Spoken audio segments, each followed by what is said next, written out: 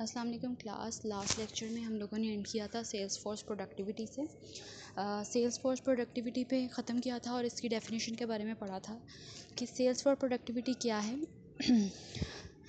ये रेशो है effectiveness versus efficiency के दरमियान, ठीक है। और जो लेमैन टर्म्स हैं वो क्या बताती हैं कि इसमें आप सेल्स को मैक्सिमाइज़ करते हैं और सेल्स मैक्सिमाइजेशन की वजह से क्या रिज़ल्ट आपको मिलता है कि आपकी कॉस्ट और टाइम जो है वो सेव होता है, ठीक है, और आपकी एफ़र्ट्स भी सेव होती हैं। जिसना थर्बलिग्स एक लॉ है और वो थर्बलिग्स लॉ आपको क्या बताता है कि आपने हैंड एंड बॉडी मूवमेंट्स को कंट्रोल करना है, ठीक है। उसके पीछे क्या होता है कि जितना ज़्यादा आप हैंड एंड बॉडी मूवमेंट्स को कंट्रोल करेंगे उतना ज़्यादा ही आप बेसिकली प्रोडक्टिविटी को इंक्रीज़ कर रहे हैं, क्योंकि उससे आपका जो रिसोर्सेज हैं वो कम से कम यूटिलाइज़ हो रहे होंगे, ठीक है। तो उससे क्या बढ़ जाएगा, आपका प्रोडक्टिविटी बढ़ जाएगी। अब क्योंकि हम सेल्स मैनेजमेंट का कोर्स पढ़ रहे हैं और सेल्स फॉर प्रोडक्टिविटी के ऊपर एम्फेसिस इसलिए ज़रूरी है ताकि आप अपनी सेल्स प्रोडक्टिविटी को इंक्रीज़ कर सकें, ठीक है। ओवरऑल पर्पस क्या है सेल्स मैनेजमेंट का कि अगर आपकी सेल्स ज़्यादा होंगी तो ऑफ कोर्स प्रॉफिट ज़्यादा होंगे तो आप इजीली मैनेज कर सकेंगे अपने रिसोर्सेज को एफिशिएंट वे में। तो ये कुछ स्ट्रेटजीज़ हैं जो कि सेल्स फोर्स प्रोडक्टिविटी को इंक्रीज़ करने के लिए एक सेल्स मैनेजर या एक टीम इस्तेमाल करती है। ऑर्गेनाइजेशन इस पर बहुत एम्फेसिस करती हैं, इसके लिए ट्रेनिंग्स कंडक्ट करवाती हैं और सेमिनार्स कंडक्ट करवाती हैं, ठीक है। सबसे पहले तो एम्ब्रेस करें आप सेल्स टूल्स को। अब सेल्स टूल्स के हैं, सेल्स टूल्स एक तो आप लोगों की अपनी मतलब जो सेल्स ऑर्गेनाइजेशन है उसकी कुछ अपनी स्ट्रेटजीज़ होती हैं, ठीक है। अगर वो सेमिनार्स कंडक्ट करवा रही हैं या ट्रेनिंग कंडक्ट करवा रही हैं, वो भी एक टूल है, ठीक है, अपना मैसेज अपने एम्प्लॉयज़ तक पहुंचाने के लिए। सेकेंडली आपके जो एडवर्टाइजिंग या प्रमोशन के लिए जो टूल्स या जो प्रमोशन के लिए आप चीज़ें इस्तेमाल करते हैं वो भी सेल्स टूल्स हैं। आप जो क्लाइंट्स होते हैं उनके साथ जो डीलिंग कर रहे होते हैं वो भी टूल्स हैं, ठीक है। आप जो भी उसके अंदर रिसोर्स इस्तेमाल कर रहे हैं वो भी एक सेल्स टूल है। तो सबसे पहले स्ट्रेटजी क्या है सबसे पहली स्ट्रेटजी क्या है सेल्स प्रोडक्टिविटी को बढ़ाने की कि आप एम्ब्रेस करें सेल्स टूल्स को, ठीक है।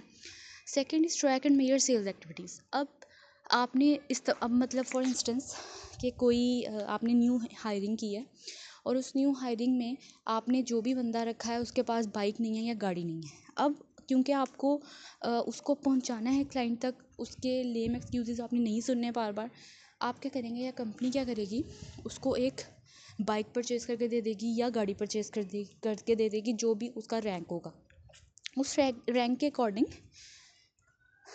वो वहाँ पे क्लाइंट को अप्रोच करेगा और जो भी अपने प्रोडक्ट के बारे में उसको अवेयर करेगा। और उसके बाद अगर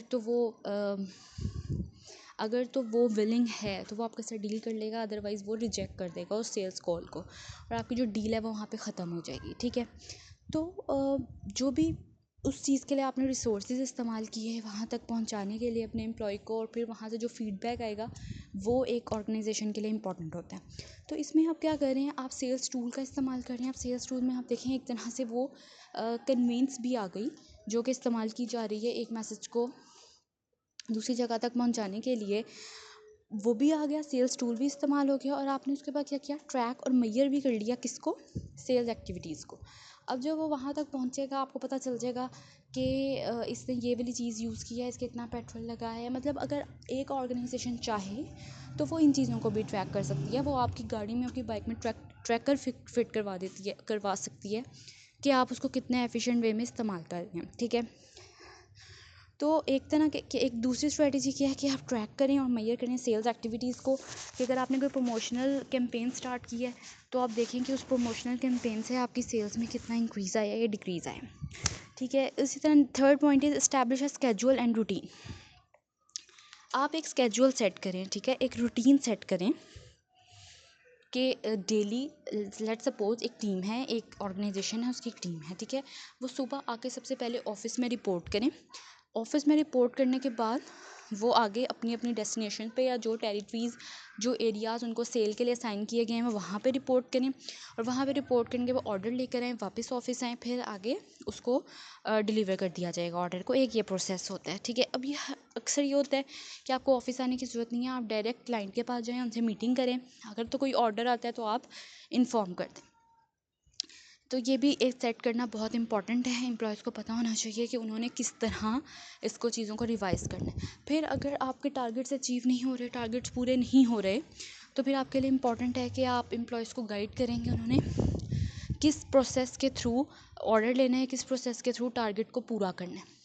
कई दफ़ा ऐसा होता है कि बहुत ज़्यादा टारगेट्स हो रहे होते हैं, मतलब जो आपकी एक सेट टारगेट्स होते हैं उससे आप ऊपर जा रहे होते हैं, लेकिन सेल्स के लिए ये बहुत चैलेंजिंग होता है। ऐसा नहीं होता कि आप वो शो कर दें कि ठीक है हमें चैलेंजेस आ रहे हैं या हमारी ग्रोथ जो है वो बहुत ज़्यादा हो रही है, आपने ये शो नहीं करना। तो आप क्या करते हैं, क्योंकि ग्रोथ 1 महीने में नहीं पता चल जाती, 3 महीने, 6 महीने या साल का टाइम रिक्वायर्ड होता है।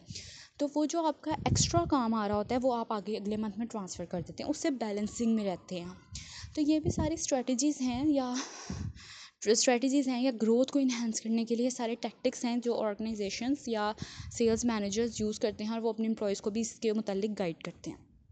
ठीक है, तो बेसिकली एक स्केड्यूल, एक रूटीन सेट करनी होती है कि ये टाइमिंग है, इस टाइम तक जो जिस तरह अगर कोई वेयर हाउस है वहाँ पे सामान अनलोड होना है, तो सामान अनलोड होने की भी टाइमिंग है। कंपनी के SOPs होंगे, वो कहेंगे कि ठीक है हमारे पास सामान आ गया, लेकिन 5 बज गए हैं, आपने 5 बजे के बाद भेजा है, तो ये अब नेक्स्ट डे अनलोड होगा। ठीक है, तो नेक्स्ट डे लोड होने का मतलब ये है कि उनके SOPs के अगेंस्ट है। अगर उसमें कोई क्राइम हो जाता है, कोई चोरी हो जाती है, वो ट्रक लूट लिया जाता है, चोर या डाकू आ जाते हैं, तो फिर उस कंपनी की ज़िम्मेदारी नहीं है। ठीक है, जो उसके प्रिंसिपल ऑनर्स हैं वो उसको रिकवर करेंगे। तो ये सारी चीज़ें आप देख रहे होते हैं।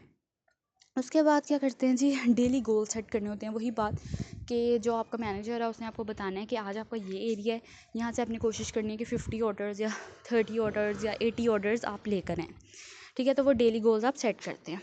फिर आपने effective on boarding and training plan set करना है। ऑन बोर्डिंग का मतलब क्या है कि एक ऑर्गेनाइजेशन है, उसके पास जितने भी एम्प्लॉयज़ आ रहे हैं, जितना भी मटेरियल आ रहा है, जितनी भी सप्लाई आ रही है, मतलब ऑन बोर्ड कितने उनके पास रिसोर्सेज हैं एक जगह पर। मतलब एक ऑर्गेनाइजेशन है, उसका एक प्रीमिसेस है। जब भी लाइक मैं आपको इसके ईजी समझाने में इस तरह एग्जांपल देती हूँ। कोई न्यू एम्प्लॉय आता है किसी ऑर्गेनाइजेशन में, तो उसके लिए टर्म यूज़ के लिए वेलकम ऑन बोर्ड, मतलब अब वो इस टीम का पार्ट है। इसी तरह ही ऑर्गेनाइजेशंस भी सेल्स स्ट्रेटेजी के अंदर ये चीज़ करती हैं, इफेक्टिव ऑन बोर्डिंग, कि वो जहाँ पर भी जाएँ, क्लाइंट से डील कर रहे हैं या ऑर्गेनाइजेशन में कोई न्यू एम्प्लॉय है, तो वो एक इफेक्टिव प्रोसेस के ज़रिए उनको वेलकम करें। ठीक है, और ट्रेनिंग प्लान सजेस्ट करें। अगर कोई न्यू टेक्नोलॉजी आ गई है, आपने नया कोई रिफॉर्म्स करनी है अपनी ऑर्गेनाइजेशन के अंदर, तो फिर आपको एक ट्रेनिंग प्लान भी सेट करना पड़ता है। ठीक है, और ये सारा कुछ हम क्यों कर रहे हैं, सेल्स प्रोडक्टिविटी को इंक्रीज़ करने के लिए। फिर आप लोगों ने सेल्स पीपल को भी प्रोस्पेक्ट्स की तरह डील करना है, क्योंकि वो आपका रिसोर्स है, उन्होंने आपको रेवेन्यू जनरेट करके देना है, आप उनको नाराज़ नहीं कर सकते।